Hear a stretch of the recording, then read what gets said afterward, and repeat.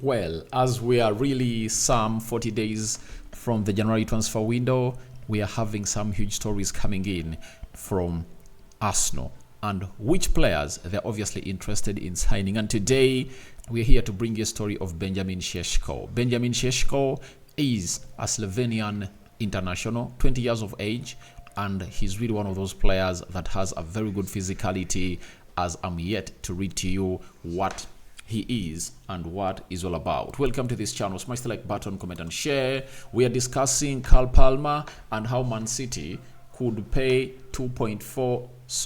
Chelsea could pay 2.4 million pounds to Man City if at all he makes his debut for the England national team this week. And lastly, we are discussing something concerning Luis Diaz. Remember, his parents had been abducted, and finally both of them are out, and during the international break he took the mantle to travel back to Colombia to play for the national team, and both parents have been released, and I'm going to show you the photos of him really meeting his parents. And you saw to it that he even missed out certain games of Liverpool because the parents have been kidnapped by a certain cartel in Colombia. But with the pressure coming in from the government and so on and so forth, the father had to be released. So we thank God for the gift of life. The Muslim is Barakallahu Fikum, and this is already, you can as well call me Rokani. Let's start off with Benjamin Sesko, a story being reported by the Daily Mirror that Arsenal are keeping tabs on RB Leipzig forward Benjamin Sesko ahead of a possible move. The Gunners are monitoring Benjamin Sesko ahead of the potential move as he continues to draw comparisons with City marksman and Ballon d'Or runner-up Erling Haaland. Benjamin Sesko reportedly rejected an approach from Man United this past summer. It is no secret that the Gunners are after another forward, with Ivan Toney, Oli Watkins and Victor Osimhen also onto the list. Now, according to how Arsenal being linked to centre forwards, it looks like there might be some credibility in this. They're linked to Ivan Toney, they're linked to Oli Watkins, they're linked to Victor Osimhen, they're linked to Benjamin Sesko, right? That means Arsenal might obviously be ready to obviously cash out to see to it that they obviously get in a centre forward. And this time round, they've been linked to Benjamin Sesko. But let me try to obviously talk about the deal of Benjamin Sesko and Man United before I obviously go in, because I don't want to obviously see some media houses throwing lies. Benjamin Sesko never rejected an approach from Manchester United. Benjamin Sesko was really ready to come in through and play for Man United. And remember, he was really scouted by Ralf Rangnick and was playing for RB Salzburg down in Austria. Now, Benjamin Sesko had agreed to join Man United, and Erik ten Hag was obviously keeping tabs on the player, and he wanted to bring him at Manchester United. But what was the problem? The problem was simple. The price tag on the lad was 28 million euros, and that's what RB Leipzig paid for him to sign him from RB Leipzig. But because when they heard that it's Man United, they doubled that price, and they wanted 56 million euros.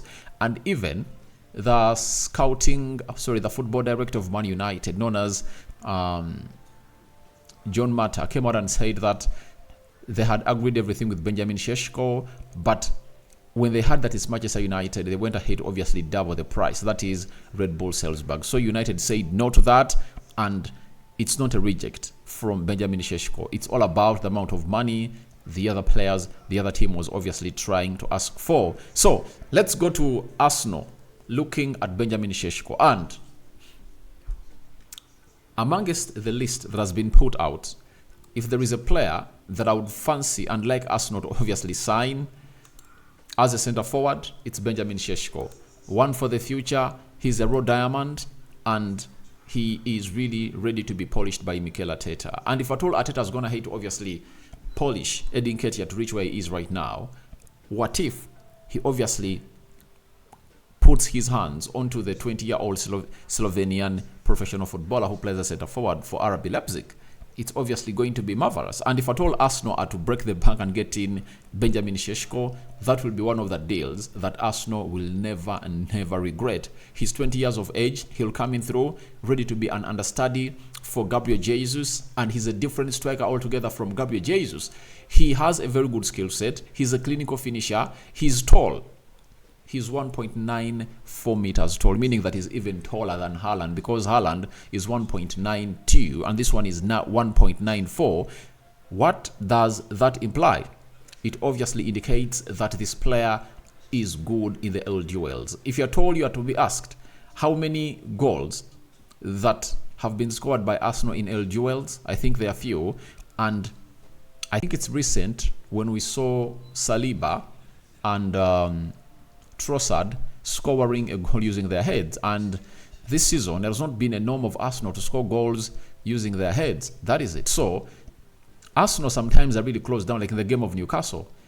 They had options of really putting in the crosses into the 18-yard box area of the opponent. I even saw to it in this recent game against Burnley. I saw Zinchenko trying to obviously cross that ball into the 18-yard box area of the opponent, but they never had a player with that aerial presence. And to me, Benjamin Sesko, I would fancy that signing because he has a resale value, 20 years of age, and he is really good. He is really good, and I think he's one of those players that might be so hugely considered by other teams that are going to be looking for centre forwards. And I won't be shocked if at all even Manchester United joins that queue, because Anton Martial might be on his way out of Manchester United in the January transfer window or the summer transfer window. But the big question is, are Arsenal going for him into the January transfer window or the summer transfer window? January transfer window, it's really tricky. It will depend on how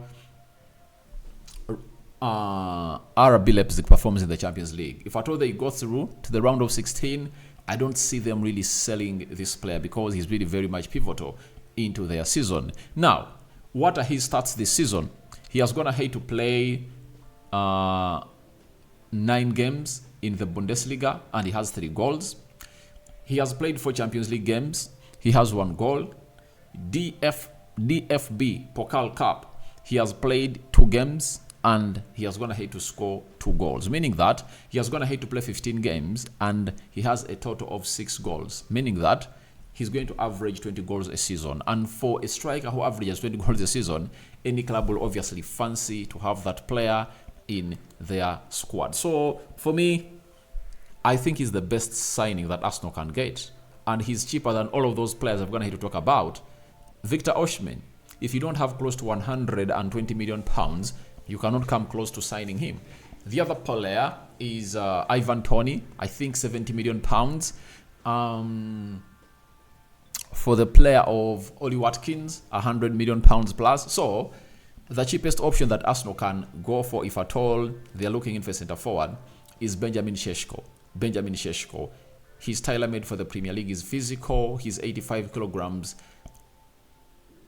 heavy. That is him. And he's 1.94 meters tall, meaning that he's tailor-made for the Premier League. And the price of Benjamin Sesko will be around 50 million pounds. That is it. So if they bought a player at 20 million pounds, if at all they make times 2.5, I think that would be bad business done by them. If at all they make a profit of 30 million pounds, I think that's good to go as a team of RB Leipzig. And I think their price is around 60 million euros. And 60 million euros is like 52 million pounds, 50.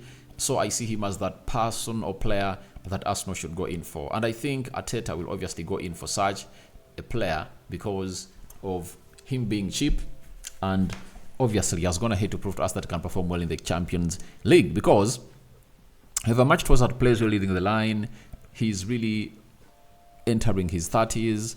Edin Ketia, however much I've gone ahead to acknowledge him, but I think Arsenal need another aggressive player who is a pressing monster like Gabriel Jesus. And all that you get in Gabriel Jesus, you'll get it from Benjamin Sesko with more clinical finishing as a player who obviously offers you what we call a focal point at the pinnacle of the attack of the team. So for me, for Benjamin Sesko, I've loved this player. I've seen him play for Slovenia. I've seen him play for RB Salzburg. I've seen him play for RB Leipzig.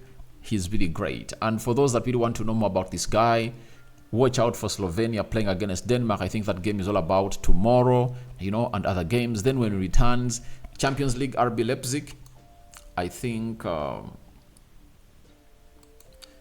RB Leipzig RB Leipzig are in the Champions League, and in which group are they? RB Leipzig. Right. On the 28th of this month, you are going to watch that game of football. Have a look at it. Man City versus RB Leipzig. You're going to see Benjamin Sesko. He's going to be a standout player, and they're second on their groups, and they might qualify for the Champions League. So it might make it hard for Arsenal to sign the player, and that might obviously take them to Ivan Toney, if at all. Their priority is to bring in a striker. But Fabrizio Romano tells us that their priority is to get in a central midfielder. That's why the likes of Douglas Luiz, Ndidi, and very many more are linked to the side of Arsenal. Now, let's go to another story coming in from Chelsea. Now, Chelsea went ahead to sign Cole Palmer from Man City, and there are some clauses that obviously were into that deal that could take it to £40 million. And one of those might obviously be triggered or accomplished this week, and Chelsea might be put into that ilk to pay that amount of money. Now, I've been told by Sunspot that should Cole Palmer get on the pitch for England during the international break, Chelsea will have to give Manchester City a small additional payment. The fee will be a modest sum of a part of £2.5 million in add-ons on top of the deal. Now, for those, I know there are some people that talk to me that are really good owners of clubs in the Uganda Premier League, and they watch this channel. This is something to learn about, that if at all you sell a player, like for example in my country, let me give you an example. One of the biggest clubs in this country is SC Villa. We have Vipers, we have KCC. If at all you sell him like from Arua Hill and you sell him to Vipers, these clauses should be put in there for you that if at all he ever plays for the national team, you are going to get us 3 million Ugandan shillings. That is like $1,000. So for Chelsea and Man City, they had lots of clauses into the deal that if at all he ever plays for the international team of England, £2.5 million.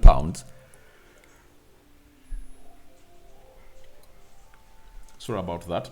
£2.5 million are going to be up for grabs for Man City. And obviously, in the two games England are going to play, Cole Palmer is going to play a part because he has gone ahead to show up that he's really a very brilliant player at the side of Chelsea, and he deserves all the flowers that is being given at Chelsea. But he was at Man City. They sold him for £40 million with add-ons. So some of the add-ons that we never knew have gone ahead to surface, and this is one of those that Chelsea might find themselves coughing for £2.5 million to Manchester City for the appearance at the English national team that is slated to start playing either on Friday, Saturday, and then next week they play one game, and the players return to their respective national teams. Now, good news is that the full family of the Liverpool forward, that is Luis Diaz, is now back. Remember, 2-3 weeks back, the father of Luis Diaz and the mother were kidnapped, and they first released the mother, and the father had not yet been released. And at the start of this week, the father got released. And I want to show you these photos of how Luis Diaz went ahead to obviously reunite with his father in a nick of time. So that is Luis Diaz with the father, obviously trying to do the needful and obviously bond father-son love. You see the father was crying. We don't know what exactly they did to him, but they had obviously went ahead to obviously kidnap him, but he's finally back. Luis Diaz with his father after he flew back to Colombia for the international duty, and there he is. Remember, when these two were obviously kidnapped, the kidnappers or the cartel that was behind the kidnap, all the whiskering away of the parents of this guy, called in for 200 million pesos, of that is Colombian money, and to turn it into the pounds, they wanted close to, I think, between £50,000 to £70,000. That's the amount of money they wanted to obviously release the parents. So a lot was done, and the parents are really back, and you've seen him obviously rubbing shoulders with his father and mother. So guys, what are your thoughts about Arsenal eyeing Benjamin Sesko? Into the comment section below. Would you go for Benjamin Sesko? Would you go for Ole Watkins? Would you go for Ivan Toney? All you would go for Benjamin Sesko. Who would you go in for if at all you are given the mantle to decide on who Arsenal should sign? Talk about Luis Diaz linking up with his father after he was released by the cartel that are going to hate to whisk them away with the mother. And lastly, Cole Palmer. Do you think he's going to make his debut for the England national team? And Chelsea will have to cough £2.5 million into the pockets of Manchester City. Remember, even Eddie Nketiah, for the first time was called up. He never really played, but the second time he got really played and he got his first cap for the England national team. So guys, that's what I had for you. I'm going to return in the next 2 hours to talk to you. We've come in late, but hope you guys are really enjoying the guest coming in from Rokani David and the Rokani Media Football. We cover you all in the precious blood of Jesus Christ tonight. The Muslims, Barakallahu Fikum. See you, my mate.